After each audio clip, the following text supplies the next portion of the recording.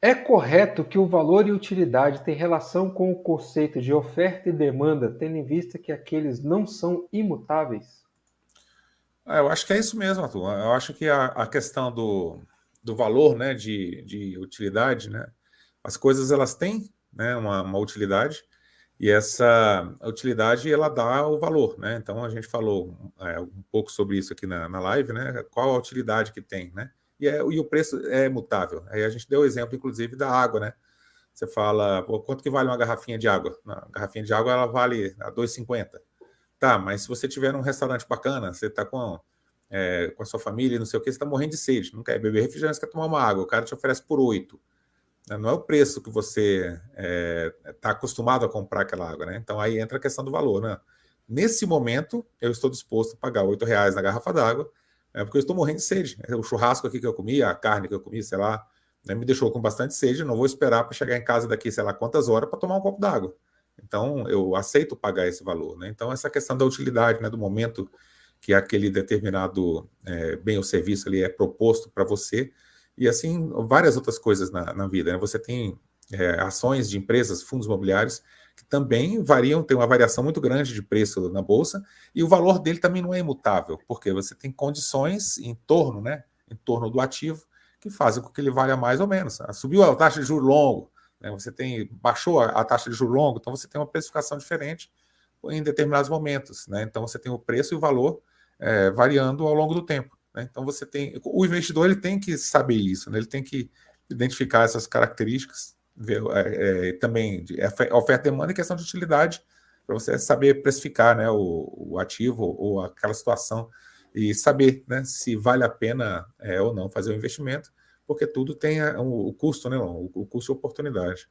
O Mili fala muito dos drivers, né? Qual é o driver dessa determinada ação? E aí, o que é isso? Qual é o ponto que faz com que aquilo tenha um valor agregado, né? Uma percepção de valor maior ou menor? Então, vamos lá.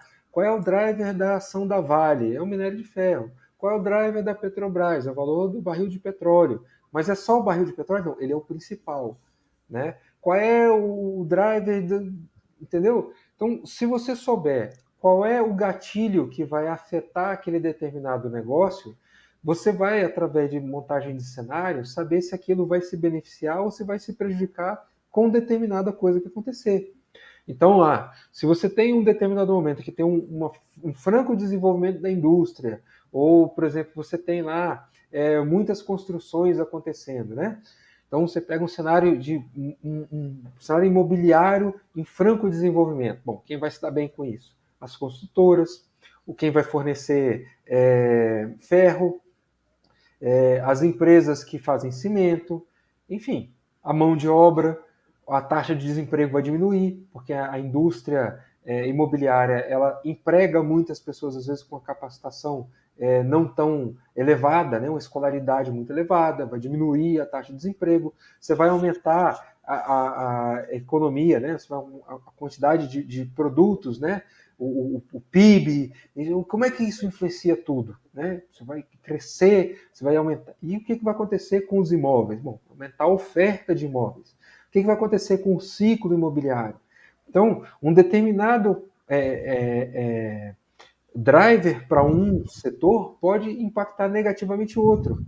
E aí você tem que entender como os ativos que você tem estão expostos a determinada condição em que o mercado se apresenta, um cenário futuro. Né? Aumentou o juro, o que vai acontecer com bolsa, o que vai acontecer com renda fixa, o que vai acontecer com fundo imobiliário? E mexeu no preço dos imóveis, o que vai acontecer com a minha cota? Ela sobe ou desce? A Selic é o juro de curto prazo. E o juro de longo prazo, o que está acontecendo? O que esses dois juntos vão fazer com toda a minha carteira de ativo? Então, oferta e demanda, ele quando você espreme tudo, a base do negócio. Mas não é só isso que você vai olhar. Né? Às vezes, um excesso de demanda pode ter uma característica em um determinado produto e uma outra completamente diferente em outro. Né? Na descorrelação, você tem um excesso, por exemplo, você tem um excesso de imóveis prontos. O que isso vai acontecer com os imóveis que estão sendo construídos? Né? Então, bom, se eu tenho uma escassez de imóveis sendo construídos, eu vou buscar o quê? Né? Como é que é o custo de reposição? Então, todas essas coisas vão partir dessa premissa básica, da oferta e da demanda. Mas as consequências, elas podem ser muito diversas em cima de alguns ativos. E elas podem ser descorrelacionadas dependendo do ativo que você está estudando. Beleza?